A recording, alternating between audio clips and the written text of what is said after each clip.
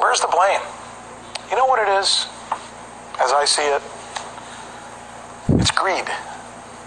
We seem to be losing our way to a certain extent in America.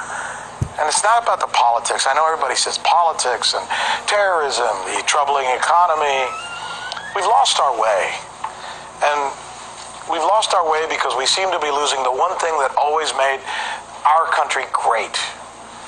Ethics, morals, principles, and integrity. Needed. Maybe more now than ever.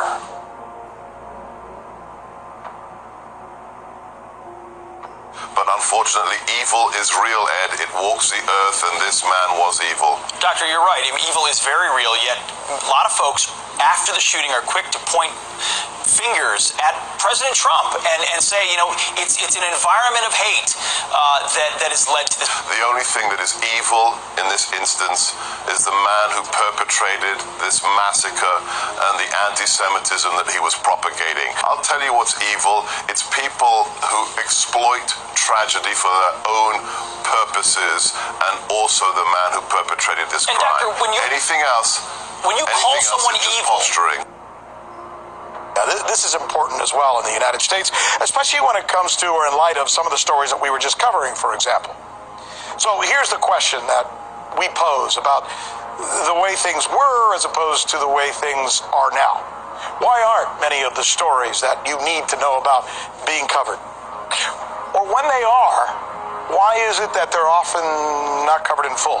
His arrest comes after 4 more packages of improvised explosive devices that were discovered just today. A total of 14 explosive devices in all put in the mail to Americans who've criticized President Trump or have been the constant subject of the president's anger. It should come as no surprise that a new Associated Press NORC Center for Public Affairs research poll found that a majority of Americans say the United States is divided.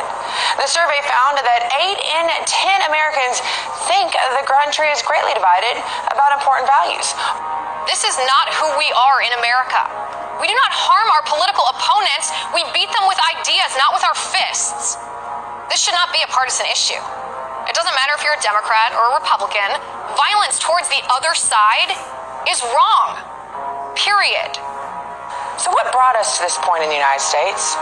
Why are we so divided as a nation? It's come to the point where people are so strong in their own beliefs, they just view things with that certain lens of bias, where someone is more favorable towards their particular candidate regardless of reason. So, my prescription for getting through this would be, you have to listen to someone, and then you have to fight with your ideas and explain yourself. And there's very few sort of political people these days that really do that. It's more just throw the cheap shot, duck, and then move on. So I think that this is just the way it is for now. I agree that I think both sides have to first seek to understand and then seek to be understood by the other side. But unfortunately, a lot of Americans are simply reiterating what they hear on television. Over the last 30 years, media ownership has become increasingly more concentrated, to the point where in 2018, a handful of companies own the overwhelming majority of the media. This is vastly different from the landscape in the early 1980s, when 90% of the media Americans consumed came from around 50 companies. But in 2018, the ownership of the majority of the media in the U.S. has been reduced to just 6 companies. It's just giving too much power to one company, a power that no one company should be able to exercise in a democracy like ours. But as we know, with more control comes higher revenues, and the profits made by these companies are way up. By how much, you ask? Well, for example, Comcast made more than $84 billion in 2017, and its holdings include NBC, MSNBC, Telemundo, Universal Pictures, and DreamWorks Animation. Disney made more than $55 billion last year from holdings that include ABC, ESPN, Marvel Entertainment, Walt Disney Pictures, and Pixar Animation. AT&T made more than $31 billion last year from holdings that include CNN, HBO, TBS, the CW, and Warner Bros. Pictures. Then there is 21st Century Fox, which made more than $28 billion in 2017 and boasts holdings that include Fox News Channel, Fox Business Network, Fox Sports, FX, and National Geographic. CBS made nearly $14 billion last year from holdings that were comprised of the CBS television network, Showtime, Simon & Schuster, and various other TV stations and radio stations. And rounding out the list, Viacom made more than $13 billion in 2017 with holdings that include MTV, Nickelodeon, Comedy Central, BET, and Paramount Pictures. Yet even though the corporate media continues to make massive profits, they still don't have the public's trust. And statistics have shown that in recent years, only a small percentage of Americans have said they have even a fair amount of trust in the media. Back then, it seemed like the United States could hardly become more divided. Now, many believe it has. I'm angry about the anger that is dividing the country. The misleading statements.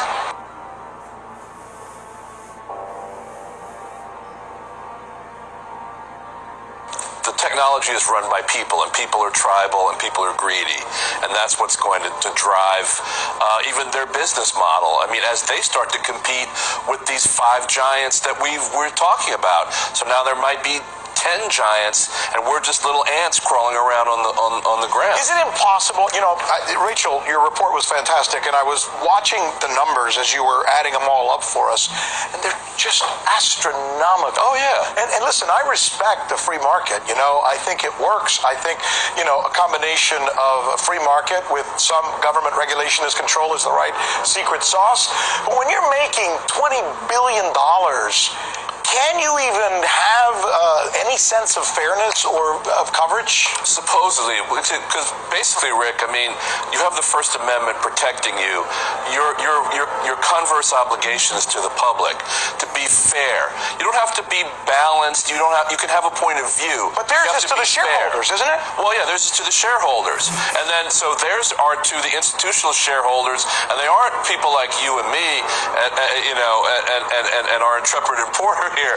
They're not grandmothers, Rick. They're other giant corporations. Can Rachel walk into that boardroom of Time Warner or or AT&T and say, wait a minute, that story's important? No, they can't. No, and so news gets commodified as just another product. But in the end, it's all money.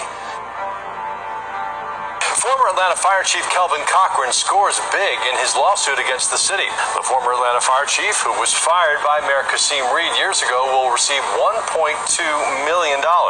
This is quite something to me that there's not more of an uproar about this, that this guy, outside of his capacity in government, outside of his role as fire chief, published a book because he wrote about his Christian beliefs. They told him he wasn't qualified to work for the government anymore to protect his community. That's insane. It wasn't him criticizing anyone. It was just like, well, yeah, the scripture says they oppose this type of behavior.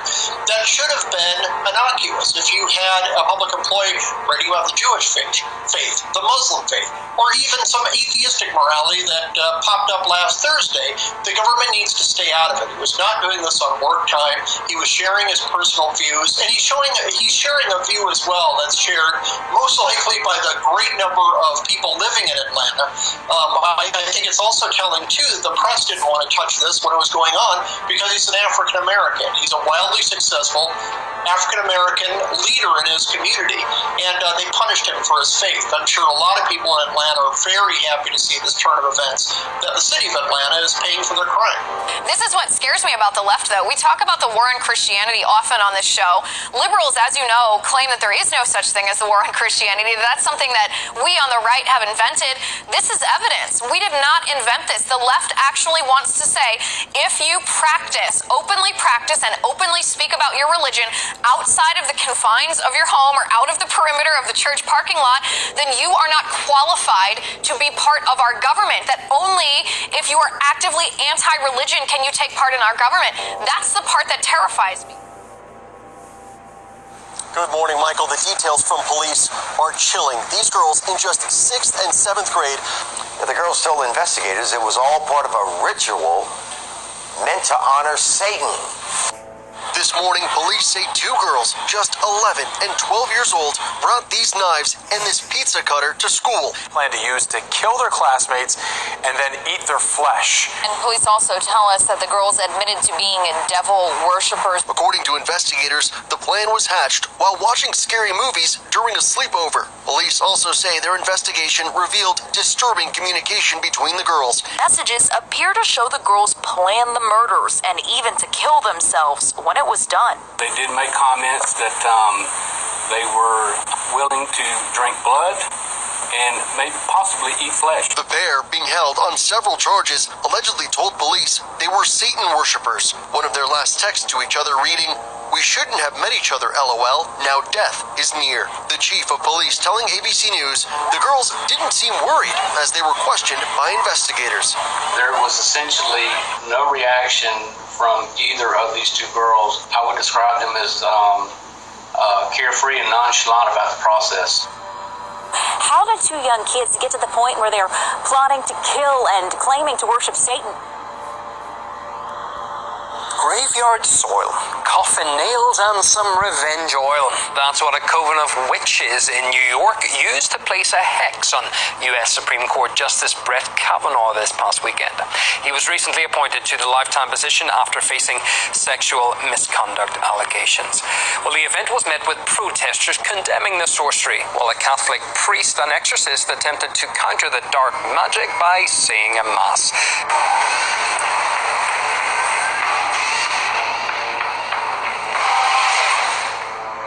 Brooklyn, where a group of pagan witches have gathered to place a hex on the newly confirmed Supreme Court Justice Brett Kavanaugh. Now, in the statement for the event, essentially they said that black magic is a mechanism for exacting justice by women who have been wronged by men just like him. Now, the ceremony is taking place at this occult bookstore behind me. Now, here in liberal Brooklyn, witchcraft, Wicca might just be considered to be another hobby or fascination. But in some parts of the country, it's no laughing matter. I encourage everyone to also go out and register to vote. Magic is one thing, but the polls are another. Or is this all just a bunch of silly superstition that means absolutely nothing? Well, like with most spiritual matters, there's no way to be absolutely sure. But what we can be sure of is that Americans are increasingly becoming divided.